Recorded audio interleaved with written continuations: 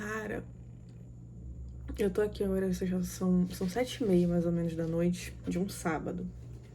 E ontem e hoje foram 2 dias que eu não consegui estudar. E isso me dá uma raiva tão grande, mas tão grande que, meu Deus do céu. Mas assim, não é que eu não consegui estudar porque eu tava com muita atividade pra fazer, ou porque eu tava muito ocupada, ou... Não foi isso. Eu não consegui estudar. A minha mente não se concentrou. E o pouco que eu consegui fazer não foi bem feito. Então, pra mim, é a mesma coisa que nada. Porque se eu tivesse feito pouco, mas tivesse feito bem, beleza. Mas não. E pra piorar tudo, é que agora, quando eu assisti um bloco de aula aqui sei lá, não era tão grande, mas durou uma eternidade na minha cabeça. E eu tô cansada de ficar olhando pra tela. Eu tô cansada de ficar mexendo no celular, de ter que ficar olhando pro celular, de ter que ficar olhando pro notebook, de ter que ficar olhando pro tablet. E eu não sei, eu realmente não sei o que é isso. E isso tá num dos tópicos de estudo pra concurso. Agora eu também tô aqui que eu não tomei meu remédio hoje. Isso tá nos tópicos de concurso que eu acho assim que quase ninguém fala. E é uma coisa que me deixa muito frustrada quando eu acabo mexendo, até apaguei o aplicativo, o Instagram.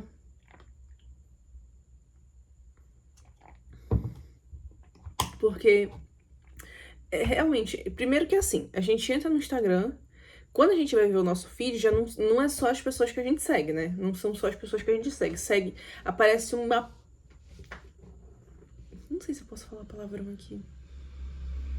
Enfim, aparece uma caralhada de gente no feed que a gente não segue, a gente não quer ver conteúdo, não aparece. Aí agora tem um negocinho lá, quando a gente aperta no Instagram, né, tem seguindo e favoritos. Aí sim aparece só quem a gente segue. Qual que é a lógica? Se eu não seguir a pessoa, é porque eu não tenho interesse em ver porra do conteúdo da pessoa. Entendeu? É simples.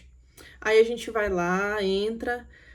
e aí a gente vê só aquele feed. Eu sigo muita gente que estuda pra concurso, né? E a gente vê aqueles vídeos motivacionais, parece que a rotina da pessoa é perfeita, e é 7 horas líquidas, e é 8 horas líquidas, 6 horas líquidas, 5 horas... Gente, aquilo me deixa tão chateada, apesar de que, assim, eu sei que são pessoas que têm uma rotina completamente diferente da minha. Primeiro que as pessoas... Pelo que eu consigo perceber, pelo que me aparenta, as pessoas trabalham, né, com aquela rede social. Então, não é só uma questão de só estudo, a pessoa também trabalha, enfim, tem ali naquele lugar, né, influenciador, enfim. E às vezes parecem rotinas tão irreais, e eu fico me perguntando, gente, como é que essa pessoa consegue ter essa merda de rotina? Como que a pessoa consegue acordar tão cedo, dormir tão cedo, fazer... Sabe?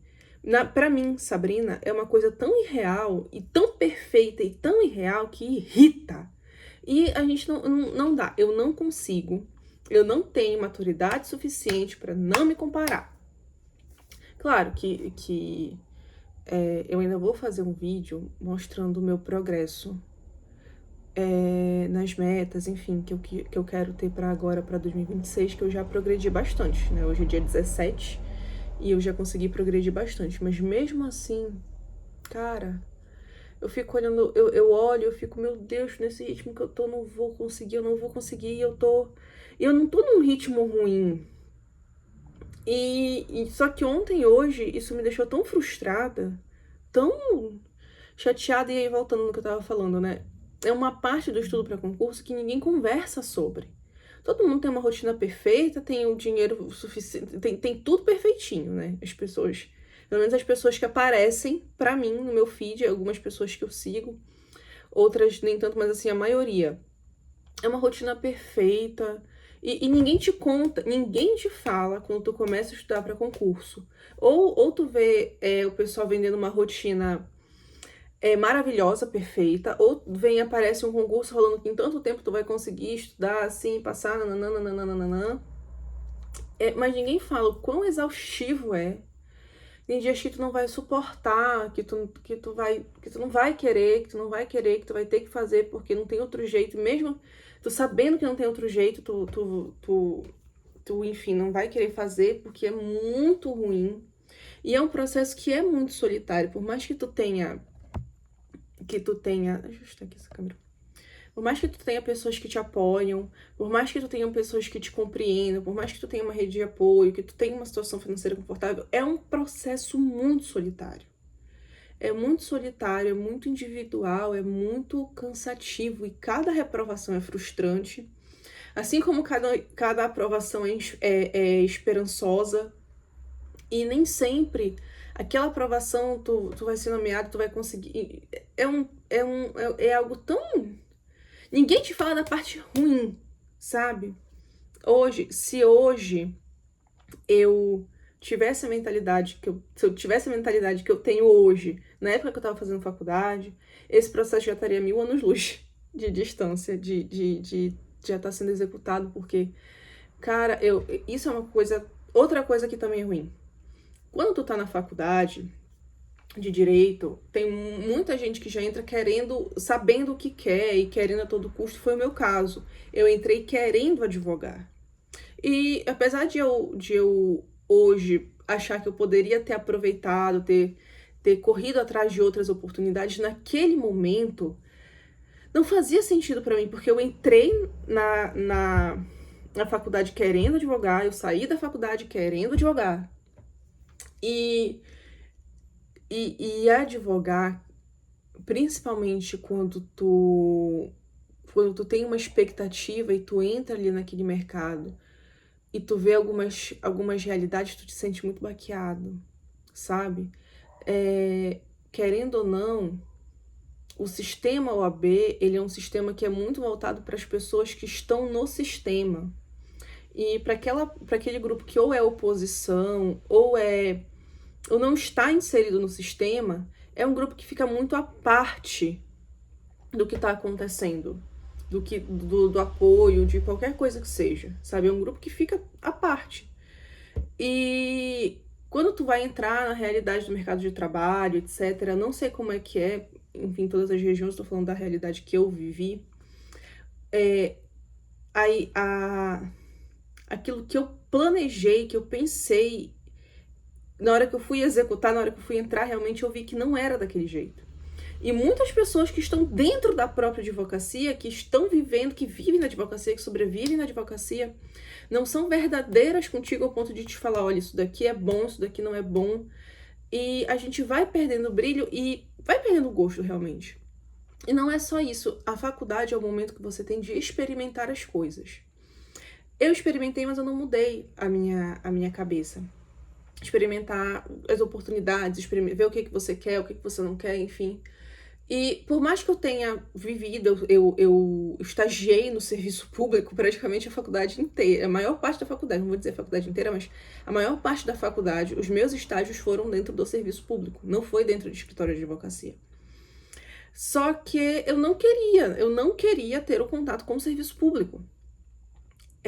Por N motivos, que a maior parte pessoais, mas que hoje eu vejo que talvez eu tivesse com a mente muito fechada e que eu não olhei realmente para aquilo que eu poderia ter aproveitado naquele momento. E hoje você estudar para concurso, depois de você já perder um sério pique de estudo, de faculdade, porque quando tu tá na faculdade, tu tá naquela rotina. E aí também o estudo para concurso, ele te mostra uma realidade que nem sempre é fácil de tu aceitar, que é, você era um aluno mediano. E para mim, por exemplo, eu sei quais são as matérias que eu sempre tive problema, eu sei quais eram as matérias que eu era boa, e as matérias que eu era razoável. Mas quando tu olha no cômputo geral, em um determinado recorte, tu era uma boa aluna. Nem sempre acima da média, mas é uma boa aluna. E quando tu vai ver, tu pega aquele teu recorte, que tu vivia sozinha, isolado, o teu mundo da faculdade, quando tu muda esse mundo, tu vê que não. Tu muitas vezes foi uma aluna mediana e que não sei onde é que eu tava flutuando. O estudo para concurso, ele é muito diferente do estudo de faculdade, é muito diferente. daquele estudo que te apresentaram ali no meio acadêmico.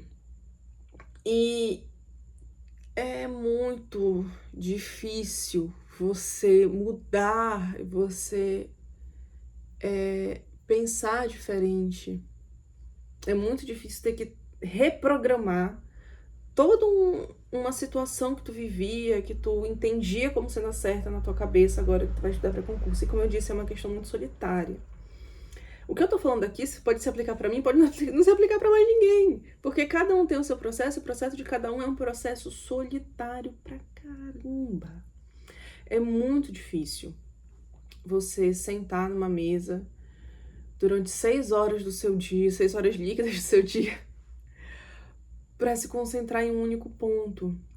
E é frustrante quando tu vê que tem pessoas que já estão no lugar que tu queria alcançar, que tu talvez já poderia ter alcançado aquele lugar se tu tivesse pensado como tu pensa antes, se tu tivesse tomado uma decisão anterior. E às vezes tu te sente tão perdido. Cara, às vezes eu me sinto muito perdida por como estudar, o que estudar, para que estudar.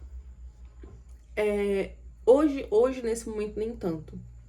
Eu consegui me encontrar.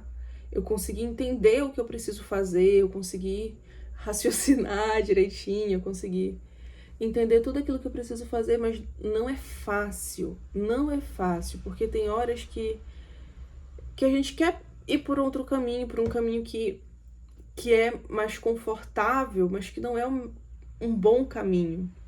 Não é o caminho que vai te levar, não é esse caminho do conforto. E hoje, a vontade que eu tô aqui é de fechar tudo isso daqui, sentar ali e ficar só eu sozinha com a minha cabeça. Essa é a vontade que eu tenho, ainda mais porque eu tô sozinha em casa, o pessoal saiu. Mas é difícil, gente. É muito difícil você sentar assim. Eu espero que amanhã o dia seja bem melhor, é o que eu esperava pro dia de hoje. Também tem um problema comigo, que é o seguinte: quando as coisas saem daquilo que eu planejei, parece que eu travo e eu tenho que replanejar, reprogramar. Isso é uma coisa que a minha mãe me chama muita atenção, e ela não tá errada. Que, meu Deus, eu preciso aprender a lidar com os imprevistos. Só que a minha cota de imprevisto, o meu, é muito pequena, entendeu? É mínima. Eu sei lidar com X imprevistos. Com outros imprevistos eu não sei lidar. Por exemplo, era pra eu estar em casa hoje, antes de 11 horas da manhã. Eu tinha um compromisso pela manhã, 2 compromissos na verdade. E eu saí no horário, tudo certinho. Era pra eu ter chegado 10h30 no máximo aqui em casa, 10h40. Pra 11 horas eu estar aqui sentada na minha mesa de boaça. Fui chegar em casa tarde, quase meio-dia, isso já me desmotivou e a sexta-feira já não foi boa. Aí o que eu tinha pra fazer antes de sentar aqui pra estudar atrasou tudo. E isso tudo, sabe, parece assim que te comeu. O dia anterior já não tinha sido bom, o dia de hoje já não, sabe, já demorou pra engatar. E essa daí foi a minha cota de imprevisto, sabe? Esse horário comeu toda a minha cota de imprevisto. Já levando em consideração que ontem não tava legal. Meu cabelo tá feio, mas eu lavei ele hoje. Não tem problema não. Mas ele não tá feio, mas ele não tá do jeito que eu queria. Voltando pro assunto. E eu tenho esse problema comigo. Então agora, por exemplo, 8 horas não é o meu horário de estudo. 8 horas já é o meu horário de estar fazendo outras coisas, já me preparando para deitar e tal. E hoje, pelo visto, não, porque eu quero terminar essa aula aqui, esse bloco. E aí, depois que eu terminar esse bloco, eu ainda queria assistir mais 2 blocos. Mas pelo meu ânimo, não vai dar. Eu não vou me concentrar em nada. E aí, realmente, eu vou ter que parar, fechar tudo, pra ver se a cabeça concentra pra amanhã. E se amanhã...